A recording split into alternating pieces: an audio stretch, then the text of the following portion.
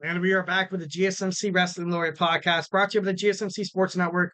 I'm your host, Eric Rodriguez, here talking all things wrestling, Monday through Friday, 8 p.m. Pacific time, 11 p.m. Eastern time. So make sure you check me out on the GSMC Sports Network on YouTube, basically any social media like Twitter/X, TikTok, Instagram, Facebook, you name it. We are there. The GSMC podcasting, GSMC Sports Network.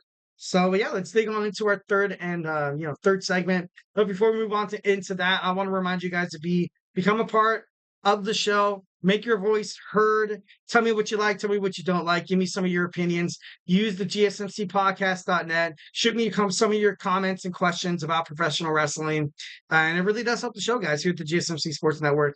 We do love a lot of peace, love, and positivity, 110%. Hell yeah. Make sure you Superman punch that like and subscribe button to the show. Also follow the Wrestling Laureate podcast, also the network of the GSMC Sports Network. Once again, the link is at the GSMCpodcast.net. All right, so let's do this. We're going to get into our third segment. So yeah, let's talk about it. So NXT, TNA heading toward a pretty successful long-term relationship. Obviously promising one. Recently, you've seen in TNA within the front office and stuff like that. A lot of significant changes have kind of occurred within the organizational structure. This relationship, honestly, really has the potential to be something very, very, very, very successful. Something that as the WCW fan growing up, I never really touched on ECW too much, to be honest. To be brutally honest, and I'm like, darn me, I wish I would have watched that and stuff like that. But imagine having a match where you could see someone like The Undertaker take on Sting, maybe Kane taking on Goldberg, Stone Cold Steve Austin taking on Booker T. You could have had that, but once again, like wrestling promotions, I feel like it's kind of different now. Obviously, we are within a new day and age of professional wrestling, and also entertainment. To the fact that, like, with social media being so prominent now, and especially with a lot of these wrestling brands having being on an app, being able to, kind of stream it for free on YouTube and stuff like that. I really honestly don't feel the need for any of these any wrestling promotions to kind of go at it anymore. You know what I mean? Like, I really don't think that it's beneficial for anybody to like kind of, alienate or kind of excommunicate the opportunity of working with someone like TNA or NXT or WWE for that matter. But, it is a little weird that whenever they bring up TNA, they don't really say TNA. They kind of just show it on, on the names, on the nameplate and stuff like that. Like, Vic Joseph also doesn't really talk about, TNA. He didn't really mention when Charlie Dempsey was on NXT. That was like, oh, he made an appearance at TNA Impact on Thursday and stuff like that. Or, Izzy Dame, like when Izzy Dame, she wanted to fight the TNA Knockouts World Champion Jordan Grace on TNA. Like, they could have been something a little more, more prominent, something a little more, boastful in terms of, trying to promote someone who's been helping you. Obviously, they kind of lent them Jordan Grace. Obviously, now you have the Rascals. And of course, you have Say His Name, Man. He appears. I believe in Joe Hendry. So this is the start of a really successful, tight, honestly, one of the best things to happen within professional wrestling. A nice little collaboration where there's absolutely a lot of shock value to this.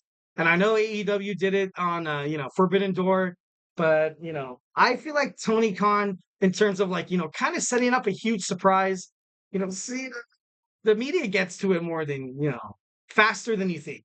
Like you saw Mercedes Moné, she's been, she was anticipated to return and debut in AEW for the longest time. And there was just still this like, we all knew it was going to happen. We all knew it was going to happen. We all knew how much money, that she was going to kind of get paid, like roughly, I don't know the exact number, but I would say like probably like, 10 million or something like that. So, crazy, kind of crazy. All right. So, like I said before, it started with Jordan Grace at the Women's Royal Rumble a couple years ago. Then Roxanne Perez, she challenged Jordan Grace. She was surprised by Ava, thought that, huge promo was pretty badass. And this honestly, this kind of, segmented, this kind of helped let TNA and WWE. This led to appearances by both shows, by both companies, by, the World Wrestling Entertainment, also Total Nonstop Action. Joe Hendry is making an absolute impact on WWE soil. NXT, now it's being referred to as just NXT, not really having any WWE kind of say in this.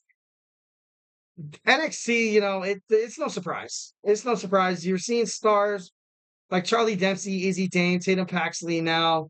Now you have Wesley reuniting with the Rascals, which is actually pretty badass. And now they're going to make it to TNA. There's no doubt in my mind that you probably see Wesley make an appearance tonight. And then you also see Izzy Dane answer Jordan Grace's open challenge for the TNA Knockouts World Championship. That's just what I would do. Honestly, if I wanted a successful wrestling promotion to kind of run smoothly, I'm like, all right, we have to keep this relationship fresh. We can't have, someone, dabble their feet in it. Then we take like a month break. Like this has to be on a week-to-week basis just to get the fans into it. I feel like that would ultimately get the fans super excited, super badass. Obviously, I'm for it. I think it's, cool as hell.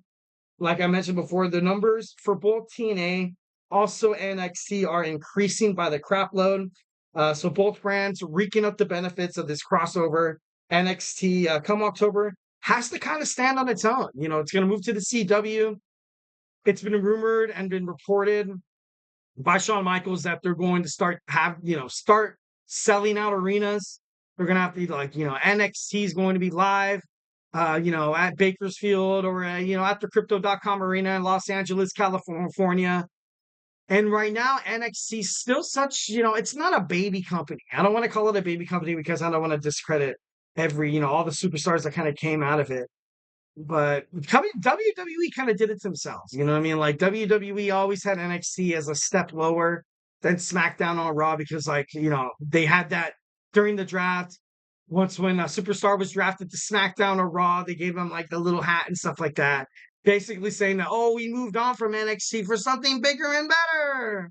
But in reality, and then now all of a sudden they want to kind of put NXT on the map as its own, kind of entity.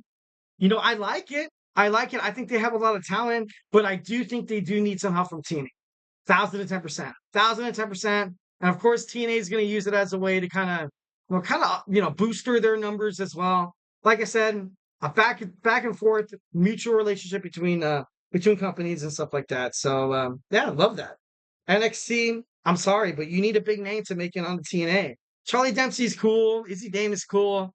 Just imagine Trick Williams going over there. Oh my God, the whole world would go bananas. That would be insane. That would be insane. Or you see Javon Evans, the young OG, or Sean Spears. It's all possible. It's all possible. And I feel like, NXT, yeah, they gave him Tatum Paxley.